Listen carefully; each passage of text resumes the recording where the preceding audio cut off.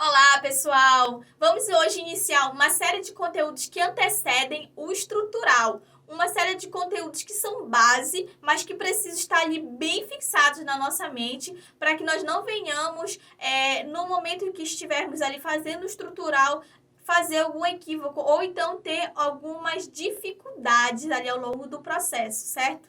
São conhecimentos que é essenciais para saber ali diagnosticar situações, ler ali o que o computador está falando e saber criar um senso crítico se o computador está dimensionando da maneira correta ou não.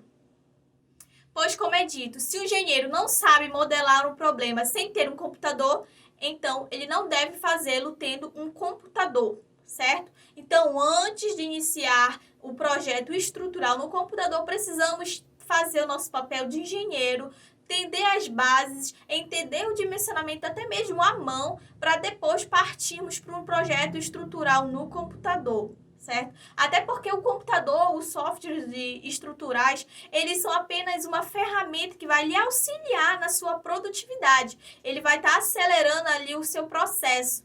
Pois é você que vai ser responsável técnico por aquele projeto. É o seu nome, é o seu registro. E caso ocorra algum problema, algum desmoronamento, alguma dificuldade no estrutural ao longo da vida útil dele, é você que vai estar respondendo por aquilo.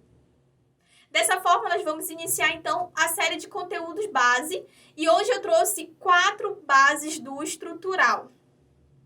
E a primeira base é a resistência dos materiais, entender a sua funcionalidade, as suas propriedades, tanto isoladamente quanto associado com outros materiais. Entender principalmente as suas resistências, assim como o aço tem a sua resistência a escoamento, o concreto a sua resistência à compressão característica, os demais materiais também têm os nossos elementos estruturais que vão estar ali constituindo o nosso estrutural.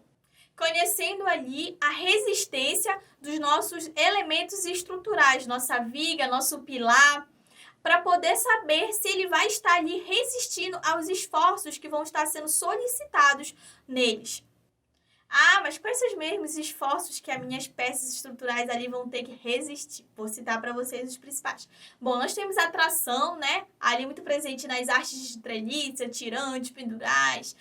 Os esforços à compressão nas paredes, pilares, nas fundações, os esforços de cisalhamento, nos pinos, parafusos, flexão, nas vigas, nos portes enguestados, esforços de flambagem e torção, e entre outros, certo? Esses são os principais. E nós temos ali que conhecer as propriedades dos nossos elementos que vão estar constituindo a estrutura para saber dimensionar as peças, se elas vão resistir ou não esses esforços.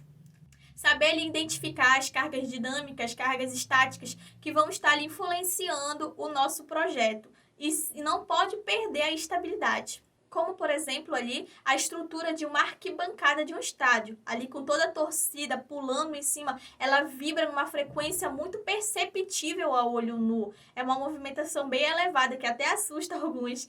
Mas isso foi tudo previsto, né, no seu estrutural, no seu dimensionamento, para que venha suportar e manter-se a estabilidade da estrutura. Nossa terceira base é a durabilidade. É ali conhecer o material mais apropriado para aquela região, para aquele local ali onde vai estar a minha obra.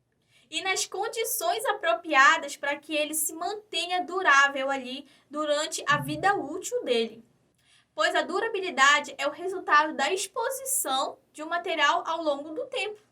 E a NBR 15575, ela fala que a vida útil de um projeto de estruturas de concreto, por exemplo, deve ser mantida no mínimo por 50 anos. Ou seja, eu tenho que ter ali os materiais apropriados para aquele ambiente e que eles estejam em situações que a vida útil deles seja mantida, porque senão vai ser cobrado também de nós. E a quarta e última base é a fundação. É ali conhecer o solo que nós vamos estar descarregando ali todas as cargas do meu estrutural. Não adianta de nada fazer um estrutural maravilhoso, durável, com uma boa resistência e ele está ali descarregando, sendo sustentado por um solo maleável, um solo desconhecido, onde eu não sei o quanto ele pode aguentar as cargas. Ele vai causando algum recalque, vai causar uma deformação na estrutura, vai causar trinca, fissuras nas minhas paredes. Aí eu vou pensar que é o estrutural, o meu cliente vai pensar que é o estrutural, é problema no estrutural, mas não, foi a fundação que não foi feita em um solo resistente. Então, eu preciso que esteja bem claro na mente de vocês a importância do laudo de sondagem. É ele que vai nos dizer qual é o tipo de solo ali onde vai estar a nossa estrutura, aonde vai estar o material mais resistente, onde é que vai estar o solo mais resistente, para estarmos depositando os esforços estruturais. Nós temos a NBR 8036, que nos orienta como nós devemos fazer esse laudo de sondagem.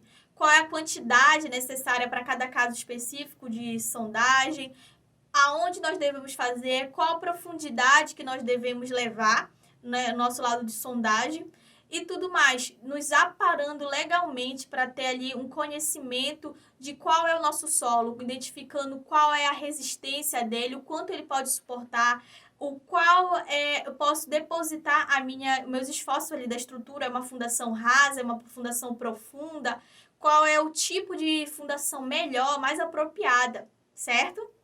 Então, gente, essas foram as 4 bases de um estrutural, são os princípios que antecedem as estruturas, que são essenciais para que ela tenha um bom desempenho, uma boa vida útil, uma boa qualidade ao longo da sua vida.